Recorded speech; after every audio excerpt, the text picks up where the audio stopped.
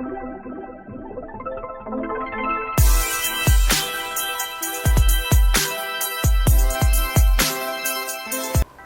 Sobat Takenoko, kembali lagi sama saya, John Peter, fisioterapis di Takenoko Medical Center. Untuk kali ini kita mau ngebahas sedikit case atau kondisi di mana fisioterapi punya peran.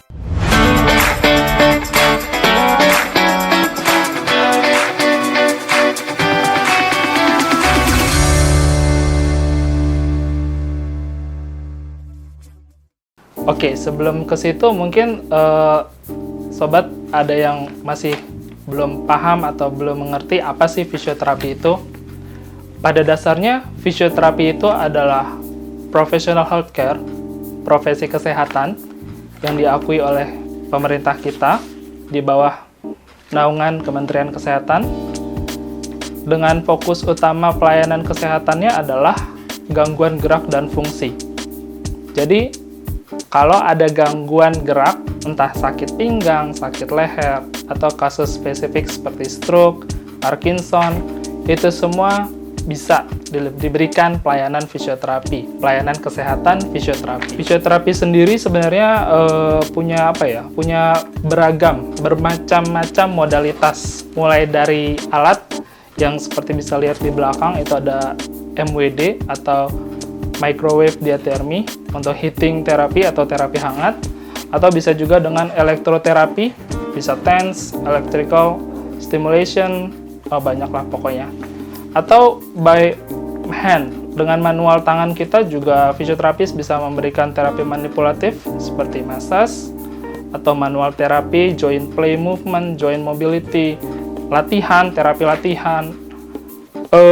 Dan perlu sobat tahu juga, fisioterapi itu berperan sepanjang rentang daur kehidupan manusia. Jadi, mulai dari newborn, kita lahir, sampai kita nanti tua, itu semua sudah ada skupnya, udah ada bagiannya dari pelayanan fisioterapi. Mulai dari pelayanan fisioterapi anak, pediatri, anak berkebutuhan khusus misalnya, atau gangguan muskuloskeletal, gangguan otot, atau gangguan saraf seperti yang tadi saya sebutin, stroke atau Parkinson, bahkan sampai ke geriatri, ke yang udah opa-opa, udah nenek-nenek, udah lanjut usia. Kita semua punya peran di situ.